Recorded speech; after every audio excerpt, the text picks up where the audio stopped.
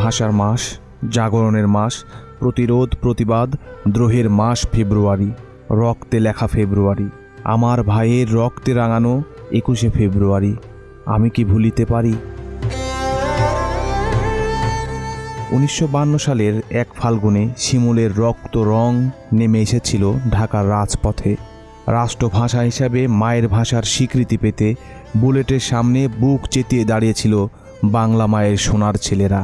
রক্ত দিয়ে লিখেছিল বাংলা ভাষার নাম।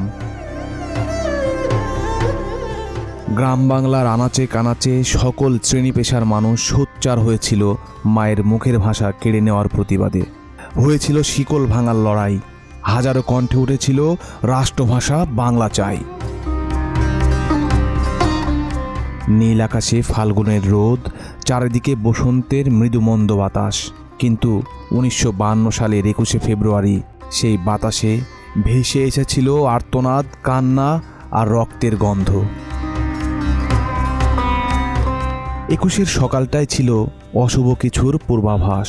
নিষ্ঠুর শাসক গোষ্ঠীর নিষেধাজ্ঞা উপেক্ষা করে রাজপথে নেমেছিলেন সালাম, রফিক, বরকত, জব্বাররা।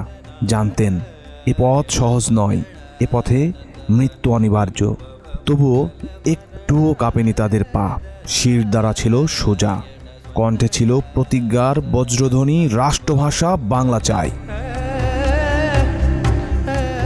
তখনই গর্জে উঠল আগ্নেয়াস্ত্র। ঝাঁঝরা হয়ে গেল বুক, রক্তে রঞ্জিত হলো রাজপথ।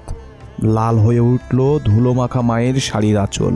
বাতাস ভারী হয়ে উঠল মায়ের আর্তনাদে, বনের কান্নায়, দেশের বেদনাময় দীর্ঘশ্বাসে। যে মাটিতে ভাষার জন্য রক্ত দিতে হয়, সে মাটি থেকে ওই ভাষা কখনো হারায় না। রক্তস্নাত ফেব্রুয়ারি তাই শুধু শোকের মাস নয়, এ মাস আত্মত্যাগের, এ মাস গৌরবের।